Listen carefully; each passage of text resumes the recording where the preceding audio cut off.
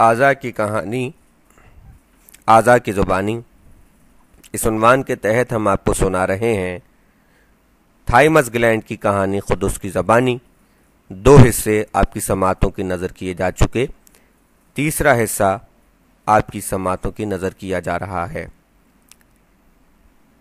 گزشتہ حصے میں کہانی اس مقام پر رکی تھی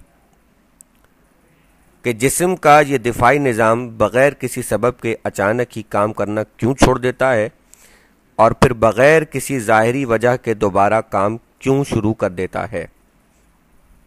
اس کا جواب سنیے۔ اس کا سبب یقینی طور پر یہ ہے کہ ایک اندیکھا ہاتھ اس نظام ہستی کو چلا رہا ہے۔ اسی لیے آپ نے دیکھا ہوگا کہ کینسر کے بہت سے مریض اس مہلک بیماری سے بچ جاتے ہیں، اور ایک معمولی مچھر کے کاٹنے سے بہت سے مریض اپنی زندگی ہار جاتے ہیں۔ ایک مشہور قول ہے کہ زندگی اور موت، صحت اور بیماری اللہ کے ہاتھ میں ہے۔ تو اس قول کی تفسیر جسم کے دفاعی نظام کے خود بخود معطل ہو جانے اور خود بخود متحرک ہو جانے میں پوشیدہ ہے۔ اسی طرح کا معاملہ ہڈیوں کے گودے کے ساتھ بھی ہوتا ہے۔ ہڈیوں کا گودا اکثر بلا کسی سبب کے سفید خلیے بنانے کی ترکیب بھول جاتا ہے۔ اس کا علاج گودے یعنی بون میرو کی تبدیلی کا آپریشن ہے۔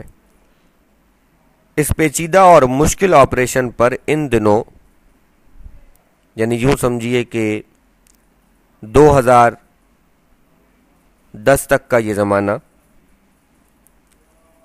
کم و بیش 1 کروڑ روپے خرچ ہو جاتے ہیں۔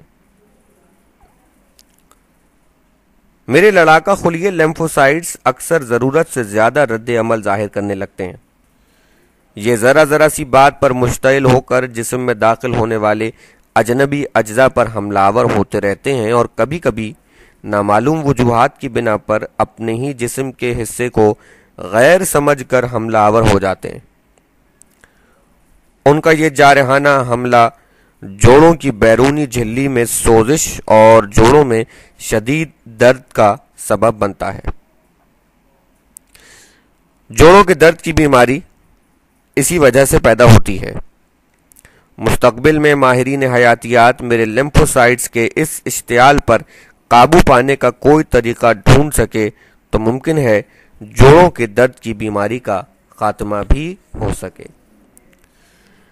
لاکھوں کھربوں جراثیمی دشمنوں سے تو میں ساری زندگی مقابلہ کر سکتا ہوں، لیکن میری سب سے بڑی کمزوری یا میرے لیے سب سے بڑا خطرہ ذہنی دباؤ ہے۔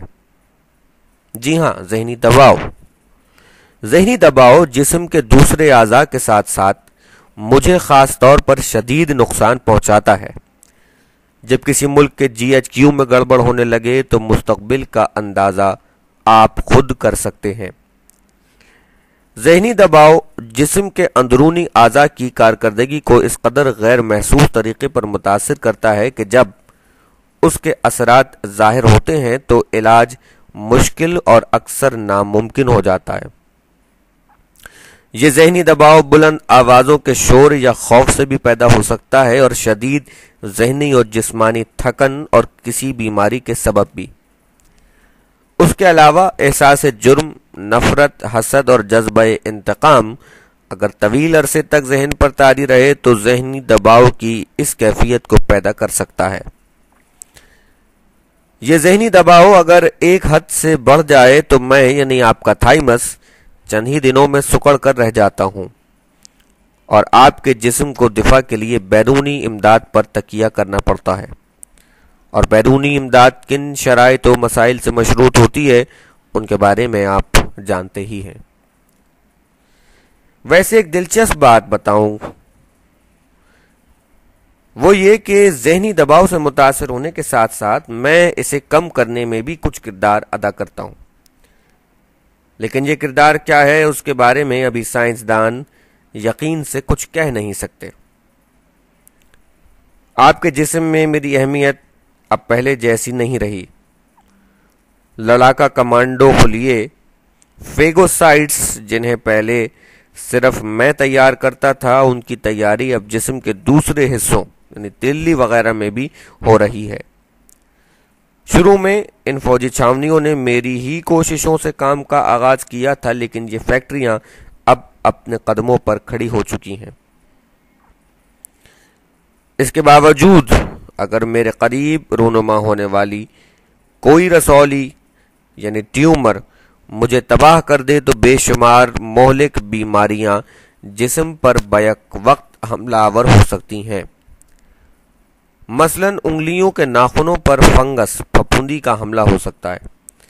ایسی صورت میں ناخن کناروں پر گلنا شروع ہو جائیں گے، یعنی کناروں سے گلنا شروع ہو جائیں گے۔ فنگس کا حملہ منہ پر بھی ہو سکتا ہے۔ یہ فنگس انفیکشن انتہائی تکلیف دہ ہوتا ہے۔ اس کے علاوہ جسم کے پٹھوں میں سوزش اور کمزوری کے علاوہ ایسے تکلیف دہ جسمانی امراض بھی رونما ہو سکتے ہیں کہ انسان اپنی زندگی سے ہی عاجز آ جائے۔ یہ ہے میری کہانی، لیکن یہ کہانی ابھی ختم نہیں ہوئی، اس لیے کہ سائنسدان ابھی مجھے مکمل طور پر سمجھ ہی کہاں پائے۔ آنے والے زمانوں میں میرے اور بہت سے حیران کن کارنامے سامنے آئیں تو ممکن ہے میرے دریافت شدہ کارنامے ان کے سامنے مان پڑ جائیں۔ مثلاً ابھی حال ہی میں ماہرین حیاتیات نے میرے ایک ہارمون کا پتہ چلایا ہے، تھائیموسن۔ یہ تھائیموسن نامی ہارمون میں ہی تیار کرتا ہوں۔ یہ ہارمون دوران خون میں شامل ہو کر جسم کے پورے دفاعی نظام کو فعال اور متحرک کرتا ہے۔ اس ہارمون کے موصول ہوتے ہی آپ کے تلی اور لیمفوسائٹس تیار کرنے والے دوسرے کارخانے اپنی پیداوار میں اضافہ کر دیتے ہیں تاکہ خطرے کی صورت میں دشمن کے خلاف مناسب تعداد میں فوجی دستے روانہ کیے جا سکیں۔ تابکاری یعنی ریڈیشن کے ذریعے زیادہ عرصے تک کے علاج میں جسم کے دفاعی نظام کو شدید نقصان کا سامنا کرنا پڑتا ہے۔ لیمفوسائٹس نامی خلیوں کی پیداوار مکمل طور پر بند ہو جاتی ہے۔ تلی اور میرے نظام کے دوسرے اعضاء کام کرنا چھوڑ دیتے ہیں۔ ایسی خطرناک صورتحال میں میرا تیار کردہ یہ ہارمون یعنی تھائیموسن زندگی کی بقا کا ضامن بن جاتا ہے۔ اس ہارمون کے خون میں شامل ہوتے ہی بند کارخانے دوبارہ چلنے لگتے ہیں اور بہت جلد لیمفوسائٹس کی اتنی تعداد جسم کو دستیاب ہو جاتی ہے جو اسے جراثیمی حملوں سے محفوظ رکھ سکے۔ بڑھتی عمر کے اثرات مجھے بھی متاثر کرتے ہیں۔ 50 سال کی عمر کے بعد میری پیداوار تقریباً ختم ہو جاتی ہے، لیکن میرا پیدا کردہ یہ ہارمون بڑھتی ہوئی عمر کے اثرات کو کم کرنے میں بھی کوئی کردار ادا کرتا ہے۔ حقیقت تو یہ ہے کہ میں انسانی جسم کا ایک ایسا عضو ہوں جو سائنسدانوں کے لیے ابھی تک ایک معمہ بنا ہوا ہے۔ سائنسدان اس معمے کو حل کرنے میں جٹے ہوئے ہیں۔ بہرحال میں تو اپنی اہمیت اس وقت بھی جانتا تھا جب سائنس ابھی زمانہ جاہلیت سے گزر رہی تھی۔ اب دیکھنا یہ ہے کہ آج کی ترقی یافتہ سائنس کوزے میں بند اس سمندر کی تہ تک پہنچنے میں مکمل کامیابی کب حاصل کرتی ہے۔